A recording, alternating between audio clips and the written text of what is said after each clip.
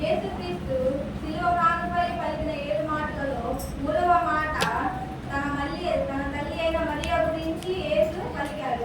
ఆయన తల్లి అయిన తాను ప్రేమించిన శిష్యులను దగ్గర నిలుచుకుంట చూసి, అమ్మ, ఇదిగో నీ కుమారుడు అని తన తల్లితో చెప్పాను. తర్వాత శిష్యుని చూసి, ఇదిగో నీ తల్లి అని చెప్పాడు. ఇది యోహాను సువార్త 19వ అధ్యాయం 26వ వచనంలో మనం చూసుకుంటాం. యేసయ్య శిలువపై భూమికి ఆకాశానికి మధ్యలో వేలాడుతూ ఎంతో వేదన అనుభవిస్తూ గెత్సేమనే వనములో ఆయన ప్రార్థనలో ఉండి చెమట బిందువులను రక్త బిందువులుగా ఆయన శరీరము మీద రాలి నేలపరుచున్న తరుణంలో గంగను బంధించినట్లు బంధించి రాత్రంతా తీర్పు పేరుతో వేధించి ఇక వాళ్ళను చేతగాక పిలాతు దగ్గరికి పంపించి మరణానికి అప్పగించడం మనం చూస్తాం. మన ధ్యానంలోని మూడవ మాట తన తల్లి అయిన మరియ గురించి యేసు పలికాడు. తన తల్లి అయిన మరియ గురించి యేసు ముఖ్యంగా ఎందుకు పలికాడంటే తన తల్లి అయిన మరియ ఎంతో విధేయత కలిగి ఉంది. ఈ మూడవ మాటలో మనం విధేయత గురించి తెలుసుకుంటాం. ఆయన యేసుక్రీస్తు తల్లి అయిన మరియమ్మ ఆయన శిలువపై వేలాడుతూ ఉండిట చూస్తూ కోప్ల భార్య అయిన మరియ, మగ్దలేని మరియ, తల్లి మరియ సహోదరి నిలిచి ఉన్నారు.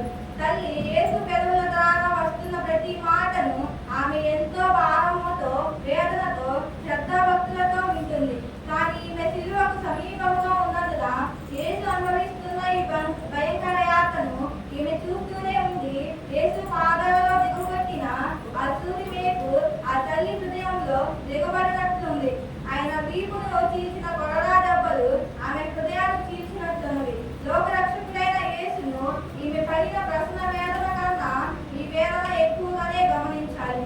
యేసుక్రీస్తు మరి ముఖ్యంగా మరియమ్మ గురించి ఎందుకు కీర్తిస్తున్నారంటే మరియమ్మ ఎంతో విధేయత కలిగి ఉంది. ఎందుకంటే దూత వచ్చి ఆమెకు నువ్వు కన్యమైనా కానీ నువ్వు గర్భం ధరించి నువ్వు బిడ్డ కంటావని చెప్పినప్పుడు ఆమె మరి ఒక మాట కూడా అనుకుంటా, ఇదిగో నీ ప్రభు దాసురాలను, నీ మాట చొప్పున నాకు జరుగుదాకా అని ఇదే విధేయతో ఎంతో గొప్పగా గమనిస్తామని. ఇది లోకాసు వార్త 1వ అధ్యాయంలో 38వ వచనంలో మనం చూస్తాం.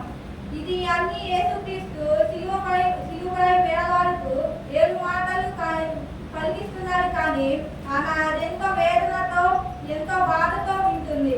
అది వింటూ ఆమె యేసుక్రీస్తు గురించి ఆయన తన గర్భమందు ఎలా పుట్టాడు, ఏం చేసి అంటే ఎలా జరిగింది అని చెప్పి ప్రవచనాలన్నింటినీ నెరవేర్చుకుంటుంది. అందులో మనం ముఖ్యంగా ఆమె దూత చెప్పిన దయాప్రార్థనల